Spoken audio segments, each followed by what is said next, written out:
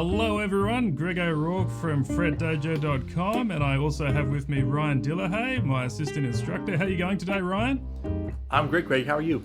Yeah, awesome, man. And today we've got a very special topic to talk about where we're going to reveal the most important song forms to learn for jazz guitar, especially if you're starting out in jazz guitar. Because obviously when you're studying something as vast as jazz guitar, there's so many different players, so many different styles, so many different transcriptions and lines and all this stuff, but really you've got to cut through the noise and work out what is the 80-20. So Ryan, what's the first song form that you think all jazz guitarists should really make a cornerstone of their practice?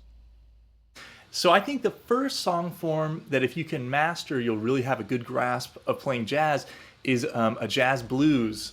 Which is of course like a 12-bar form, right? And we have so many important harmonic motions within that, and if you can really nail those, you'll be able to play so many other things really well. So, we have Let's hear some these blues, really, man. yeah. So we have these really common motions.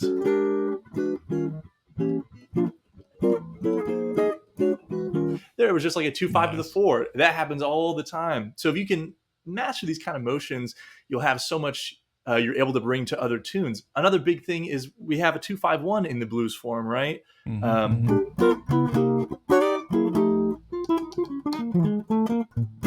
Right. So if you can get that kind of 2-5-1 vocabulary going alongside the other blues stuff you're playing, then when you come to any other tune that has motions like moving from the 1 chord to the 4 chord or a 2-5-1, you already have so much going on for yourself. Totally, man. Like, because that's the thing. When you learn a jazz blues, I think this is a mistake people think about when jazz blues. They think they're only learning blues stuff, which you're learning a lot of blues stuff, obviously, but you're also learning some, as you say, some really important chord progression concepts and some 2-5-1 vocabulary. These are kind of the raw ingredients, a lot of what you need to play over other tunes. But of course, when you learn blues lines, you can play them all over the place, not just on a blues, right? Yeah, totally. And that's something that you hear people do all the time. You hear George Benson do that. You hear Joe Pass do that. You hear Charlie Parker do that. I think that's something that's really kind of important for jazz. And sometimes when you feel like there's something missing in your playing, I find usually that's kind of the secret sauce is making sure that you have some of that blues happening in your playing. Yeah, it's informed the sound of jazz so much, that blues sound. It really is a part of jazz, you know what I mean? So you don't want to overlook that. And the good news is that a lot of people that come from like a rock or blues background, you know, they've already got that. You know, they can feel that sort of sound. You might need to tweak it a bit. We don't tend to do as many kind of string bends and stuff in jazz, but definitely that the sort of the pitch vocabulary of blues is a real cornerstone of jazz. So yeah, that's the first song form, is the blues form. And I should remind everyone, if you do like this lesson, make sure that you smash the like button, subscribe to this YouTube channel. It gives YouTube starts to like us more and all that sort of thing, and also it means we can make more lessons like this available to you guys. So that'd be fantastic. So we've covered the blues. So what would be, let's say a student is getting really competent playing over a jazz blues. They've learned some blues lines. They're navigating those 2-5-1s. What would you suggest would be the next song form that would be good to tackle? Yeah, so the next one I would say is rhythm changes. And so rhythm changes are super important for jazz, and there's so many jazz tunes that have been written that are based on these changes. And of course, when I say rhythm changes, I'm talking about kind of the harmony that comes from George Gershwin's "I Got Rhythm," which is an awesome. It's kind of a foundational tune for jazz and for kind of contemporary jazz improvising. But really, what I just mean is a tune that is based mostly around this kind of turnaround, this 1-6-2-5. Let me turn my guitar up a little more. I want to see you. I want to see a fretboard a bit there, right? Yeah. Just show the world your awesome chops. Here we go. Yeah. Anything that has these kind of turnaround motions happening in it. Nice. Being able to play over that stuff linearly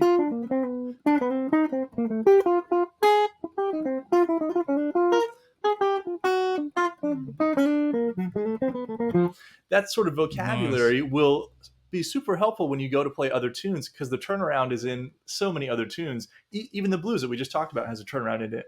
And another thing that's really helpful is the bridge of rhythm changes. Totally. So if we're in B flat, the bridge will start on a D7 chord and moves to G7, moves to C7, and to F7. And so if you can also master playing over those, dominant chords which are outside of our key, um, you'll have a much better grasp, and you won't be so thrown when you see an unfamiliar chord in another tune. Mm, Um, mm. so it's all just kind of about developing kind of a skill set, um, and these tunes kind of allow you to do that in a way that will also allow you to participate in playing jazz with other people in so many ways because everybody knows a blues, everybody knows a rhythm changes.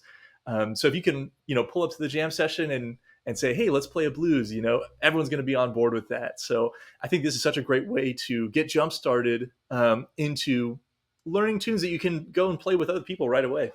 Yeah, totally, man. And I think you've really like obviously these song forms when you learn them, it can open you up to playing with other people. As you're saying, you can feel more confident rocking up to a jam session or whatever. But you're really learning the nuts and bolts here of jazz through these tunes. It's like when you learn just like something like Olio, it's not like you're just learning that song. What you're doing is learning a song form that is shared by a whole bunch of other tunes, but also the mechanics of those progressions can be applied to a whole bunch of different tunes. So it's this is really the kind of the nugget that we're looking for, that 80-20 concept. This is the 20% that gives you 80% of the results. So yeah, Rhythm Changes, another fantastic one. It's a lot of fun to play over that one. And so yeah, we were actually having a chat about this before the call, Ryan, about what would be some other sort of approaches or song forms that would be really important for people to learn? And you had some really good insights there on this third one that we've chosen. Yeah. So the last one I wanted to talk about is I think everyone should learn a ballad and have a ballad that they're really comfortable playing, that they feel really connected to, and feel special about. Because I think that can bring so much lyricism into your playing if you can take a melody and really try and perform it in a heartfelt and kind of personal way. And so I think if we sort of think of these different Venn diagrams, or one big Venn diagram of playing jazz guitar, I think having bluesy vocabulary, being able to play changes like over rhythm changes and handle turnarounds, and then being able to play lyrically, you cover so much ground. I can't think of many other tunes that would demand something of you that isn't covered by those areas, unless we're talking Totally. about some crazy train changes and all this, all these other advanced harmonic things. But for the most part, like you're saying, 80-20, I think this will cover you.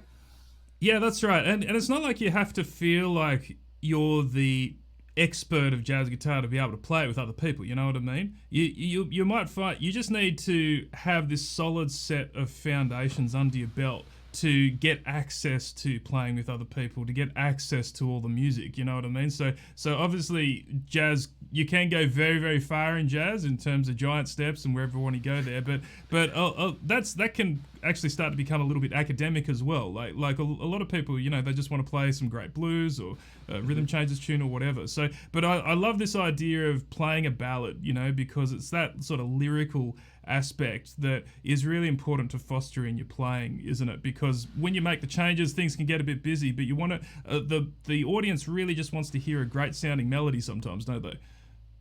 Yeah, definitely, totally. And it's such a great way to create contrast within your own playing. So if you can start a solo from a place that's very lyrical or very sing-songy, and then move into more advanced linear stuff, and then incorporate some blues, that's like a perfect solo. That's like, I had a teacher in school who would call that a jazz touchdown.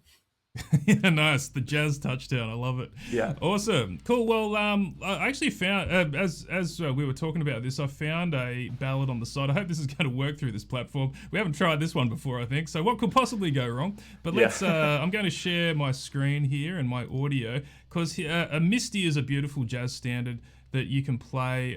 This is a solo guitar version that I recorded on the site. So I'll just add this here. A 1, a 2, 1, 2, 3.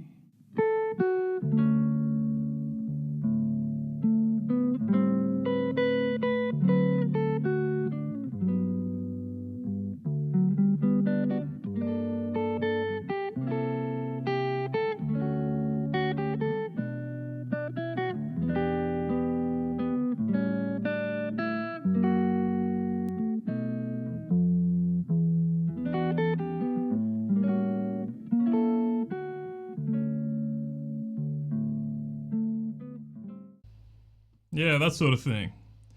So you can the full thing's available on the site for you guys that want to get access to that. There's a link in the description below. So so we've got these 3 forms, but that last one, I think it's often overlooked. People are so excited to make the changes and play hip lines and get really busy with their playing. But I'll tell you an interesting story actually. Like when I was first getting into jazz, right? I was like a lot of you guys that are probably watching the call. I didn't have much jazz under my belt yet. I knew a few songs, a few lines or whatever, but I rocked up to a jam session anyway, and one of the songs that we were playing was Days of Wine and Roses. And I played a very simple solo, just basically embellishing over the melody. I didn't really do much more than that, and just made sure the lines were singing really nicely. And I got this enormous applause at the end of the solo, and I wasn't expecting it. I was kind of like taken aback, but it's because they hadn't really heard anything like that so far through the night, and that's what the audience really resonates is those beautiful melodies. So make sure your playing is really melodic, even if you're playing the faster stuff, because that's what people want to hear, is a great sounding tune. Once again, make sure that you like or subscribe to this channel. It's fantastic to see so many people watching the replays of these. So if you do enjoy what you're hearing and seeing, let us know. It helps inform us what we might make next. All right, guys. Well, that's all we have for today. A quick, pithy lesson on the most important jazz forms to learn. So make sure you dust off your blues, get your rhythm changes happening, and play some soulful lines over those ballads, and then you'll have a great toolkit for when you want to either play to your family, friends, or play a jam session, or whatever you want to do.